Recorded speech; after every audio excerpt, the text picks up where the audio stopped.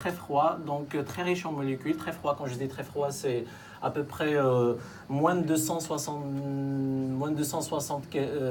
degrés Celsius, donc à peu près 10, 15, 20 Kelvin. Donc si vous êtes un peu familiarisé avec les Kelvin que Celsius, donc voilà, à peu près moins 260 Celsius. Donc c'est vraiment très très froid. C'est un nuage donc qui est considéré le berceau des étoiles. Pourquoi le berceau des étoiles? Parce que c'est un nuage très riche en molécules, très riche en atomes. Donc c'est la matière première pour former les étoiles.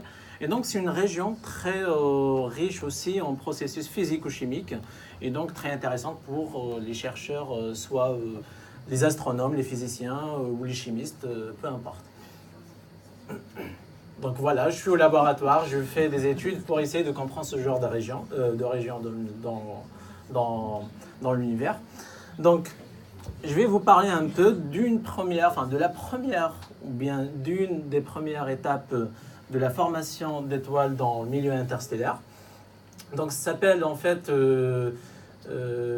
l'effondrement gravitationnel. En fait, c'est la première étape. Donc, on a une matière, donc on a du gaz, on a des grains et tout. Donc en fait, on a une agglomération de la matière, donc sous l'effet de la gravitation. Et donc, en fait, quand on a une agglomération, on a un effondrement et en fait, on a de plus en plus la densité. De plus en plus, on a une température qui augmente aussi. Et donc, à un moment donné, on a une formation d'étoiles parce qu'on atteint des millions de degrés. Et donc là, on déclenche les réactions nucléaires. Donc, on a le début d'une étoile. Alors, c'est joli, mais en fait, on a une petite problématique ici parce que, en fait, durant l'effondrement gravitationnel, donc il y a une agglomération de la matière. Le problème, c'est que quand la densité augmente, la température augmente. En fait, on a une compétition entre la gravité, donc qui essaye de faire agglomérer la matière, et donc on a une compétition aussi avec la pression thermique ou bien la température, donc qui s'oppose à cette force ou bien à cette énergie. Donc en fait, si on n'a pas un processus qui permet d'évacuer cette température, en fait, on ne peut pas continuer à effondrer la matière et former une étoile. Donc en fait, c'est là où on a c'est là où un processus très très important qui entre en jeu, qui s'appelle le refroidissement stellaire, qui permet en fait de refroidir la matière ou bien le gaz durant cet effondrement gravitationnel et de continuer à agglomérer de plus en plus la matière et donc à un moment donné former les étoiles. Alors donc c'est une étape là où donc quand on parle de la densité, donc c'est des collisions, on a des collisions en fait qui entrent en jeu et donc les collisions c'est super important d'étudier les collisions qui jouent un rôle très très important en fait dans cette phase exactement dans la formation d'étoiles. Donc, juste un petit rappel. Collision élastique, en fait, c'est une collision quand on a en fait collision entre deux objets, typiquement deux atomes, par exemple, deux molécules, sans changement d'énergie cinétique, donc dans l'état final, entre l'état final et l'état initial. Sauf quand, dans les collisions inélastiques, on peut avoir un changement en fait de l'énergie cinétique à une autre forme d'énergie, donc par exemple l'énergie rotationnelle ou l'énergie vibrationnelle. Donc en fait, l'énergie cinétique s'est transformé à une autre forme d'énergie, donc ici, énergie rotationnelle. Moi, durant mon doctorat et aussi maintenant, quoi. Donc, je m'intéresse à ce genre de processus. Donc, je m'intéresse au transfert d'énergie rotationnelle. Donc, c'est un processus qui est super important pour expliquer le refroidissement stellaire et donner aussi l'efficacité à ce processus et comprendre mieux les premières étapes de la formation des étoiles. Alors, donc prenons cette molécule qui est en rotation, donc elle est dans un état initial de rotation, comme vous voyez. Donc on a un autre atome en fait qui bombarde cette molécule et qui se met de plus en plus en fait à tourner plus vite. Et donc en fait le truc c'est que en physique, comme vous savez, en fait, le principe de moindre action, les objets ou bien les systèmes toujours respectent le principe de moindre action. Donc, en fait, ils essayent toujours à retourner à l'état fondamental, bien à l'état initial. Et donc, cette molécule qui a été bombardée par l'atome qui s'est mis à tourner plus vite, elle va retourner à l'état initial, donc à tourner moins vite, et donc, elle doit dégager de l'énergie. OK? Donc, en fait, elle a émis de l'énergie. Et donc, c'est ça, en fait, qui explique plutôt le refroidissement stellaire. Donc, dans la formation, en fait, durant l'effondrement gravitationnel, on a du gaz. Okay, du gaz, typiquement de l'hydrogène. Donc, l'hydrogène, il est très chaud. Okay, donc, pour continuer à former, à monter en densité, en fait, cette température, ce qui se passe, se transforme, la température, en fait, c'est l'énergie cinétique. C'est une autre définition de la température. Donc, l'énergie cinétique de l'hydrogène est transférée à une molécule qui se met à tourner plus vite.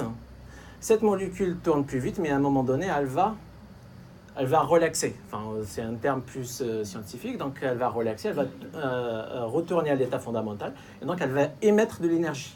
Okay, donc, c'est une évacuation de l'énergie cinétique, ou bien de la température, ailleurs, en fait, sous forme d'émission d'énergie. Et c'est ça ce qu'on reçoit, nous, par exemple, ici, dans les télescopes, ou bien la lumière qu'on reçoit. En fait, ce genre de processus, soit des processus radiatifs, ou bien ce genre de processus aussi de collision qui donne lieu à l'émission d'énergie. Donc, qu'on reçoit, nous, c'est grâce à ça, en fait, qu'on voit aussi les étoiles ou qu'on voit les galaxies. Donc, ce processus de transfert d'énergie rotationnelle permet d'expliquer le refroidissement stellaire et qui permet de continuer à effondrer en fait la matière, et puis à un moment donné quand on peut plus en fait quand la température en fait augmente à un moment donné aussi avec la densité, donc le milieu il devient opaque et donc la température continue à augmenter et puis en fait on forme une étoile parce qu'on atteint des millions de degrés et donc on déclenche les réactions nucléaires. Pour étudier ça au laboratoire, donc la première chose qu'on fait comme expérimentateur quand on essaie de comprendre un phénomène, c'est reproduire les conditions, bien reproduire le milieu dans le laboratoire.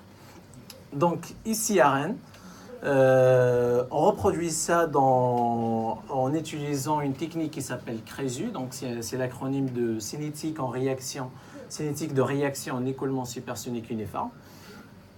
Vous me croyez, je sais. Donc en fait, c'est une technique qui a été inventée ici à Rennes. Je dis pas, ok. Donc en fait, c'est une technique qui a été inventée ici à Rennes en collaboration avec des chercheurs aussi à Birmingham. Et c'est basé sur une pièce magique, une pièce qui s'appelle tuyère. En fait, c'est une tuyère. En fait, c'est une détente. C'est une détente qui entre. Donc, en fait, une détente d'un gaz dans un réservoir à haute pression, à une chambre quand on vide à basse pression. Donc, en fait, c'est une détente en utilisant une tuyère qui s'appelle tuyère de Laval. En fait, cette tuyère de Laval, j'ai ramené un prototype ici que vous pouvez voir même. De toute façon, elle a un profil assez spécifique. Je commence à faire des nœuds. Donc un convergent, un divergent, vous pouvez voir. Donc c'est pas, vous pouvez faire tourner de toute façon, vous pouvez voir. Donc en fait c'est vraiment une tuyère qui a été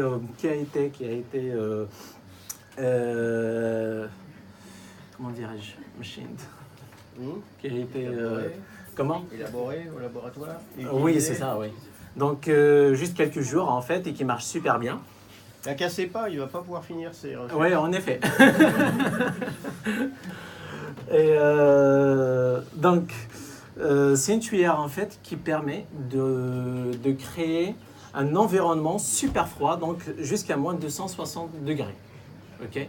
Donc grâce à cette forme spéciale, et c'est exactement le même genre de tuyère qui est utilisé dans les avions de chasse. En fait, c'est une technologie qui a été utilisé précédemment dans les avions de chasse ou bien dans les avions supersoniques, aussi qui s'utilisent aussi dans le fusil. Donc, c'est bien faire des fusils ici au laboratoire. Donc, en fait, et qui a été après adapté pour des études moléculaires, pour créer des jets supersoniques. Et donc, supersoniques très froids. Alors, pourquoi supersoniques? Parce qu'en fait, quand on met un gaz statique dans un réservoir et on met une détente, en fait, le gaz transforme l'énergie interne en énergie cinétique. Et en fait, l'énergie interne, c'est comme la température et tout. Okay, donc, en fait, l'énergie cinétique, là, j'ai mélangé des... Bon, après, vous pouvez me poser des questions. Donc, l'énergie cinétique, en fait, augmente. En fait, la vitesse augmente. OK? Et donc, on perd en énergie interne et donc on perd en température, typiquement aussi la température rotationnelle. Okay? Donc, en fait, on reproduit exactement la même température dans le milieu interstellaire, dans les nuages moléculaires froids. Alors, une fois ce milieu est reproduit, donc moins de 260, on met des molécules qui sont aussi froides, donc elles vont collisionner dans le jet supersonique. Donc ici, dans le jet supersonique, on met les molécules qu'on veut étudier. Donc typiquement, les molécules les plus abondantes dans l'univers, dans le milieu interstellaire, c'est quoi? Il vous en a parlé déjà. L'hydrogène. Donc l'hydrogène moléculaire, et donc en collision avec d'autres molécules. Donc typiquement, une molécule, c'est au moins 2 atomes. Donc disons, la molécule la plus abondante après l'hydrogène moléculaire, c'est le monoxyde de carbone, donc CO. Donc c'est un gaz vraiment toxique. Donc on étudie, j'étudie les collisions de monoxyde de carbone avec l'hydrogène moléculaire. Je reproduis exactement ce même processus qui se passe dans l'espace, donc dans le milieu interstellaire. Et j'étudie l'efficacité de ces collisions. Et donc je mesure des constantes qui quantifient ou bien qui donnent l'information sur l'efficacité de ces collisions pour pouvoir après expliquer, donner plus d'informations sur l'effondrement gravitationnel et l'efficacité du refroidissement stellaire et puis la formation d'étoiles. Et non seulement ça, c'est aussi super important pour l'observation en fait. C'est juste quelques images, peut-être pour aller plus vite. Donc ici, ce que j'ai montré avant, ce schéma, c'est exactement ici. Donc cette chambre, dedans, on a un réservoir et avec la tuyère et tout. Et donc avec les lasers, en fait, j'utilise des lasers pour bien manipuler les molécules et les atomes. Donc les lasers, ça produit l'énergie. L'énergie, c'est des longueurs d'onde. Donc je contrôle les molécules comme je veux. Donc je peux les mettre exactement dans l'état rotationnel que je veux, dans l'état vibrationnel que je veux. Donc je contrôle le processus de collision grâce à ces lasers. Et donc je fais aussi de traitements de données, je collecte des données, traitement de données, analyse de données, et puis typiquement c'est des spectres. Donc en fait spectre c'est un, je sais pas s'il peut vous en parler plus, ou peut-être maintenant, je sais pas. Donc un spectre c'est en fait, vous connaissez tous un spectre. En fait un spectre c'est par exemple ce que vous voyez par exemple dans l'arc-en-ciel. Par exemple, une lumière, elle peut constituer en fait de plusieurs composantes lumineuses, comme vous voyez par exemple dans l'arc-en-ciel, donc vert, bleu, orange, machin. Donc en fait, un spectre, c'est plusieurs composantes de lumière, ça couvre une gamme de longueurs d'onde. Donc je travaille avec des spectres. Et puis donc voilà, je fais des analyses et tout, et donc je mesure les constantes de collision. Et après mesurer les constantes de collision, donc je les garde pas évidemment pour moi, mais je les donne aux gens, qui font, aux astronomes qui font l'observation, et aussi aux modélisateurs qui font aussi les modèles. En fait, on travaille pas seul, donc il y a toute toute une boucle avec un flux d'informations entre les astronomes qui font l'observation au télescope ou bien aussi au satellite, par exemple Hubble ou autre chose. Nous, au laboratoire, donc, on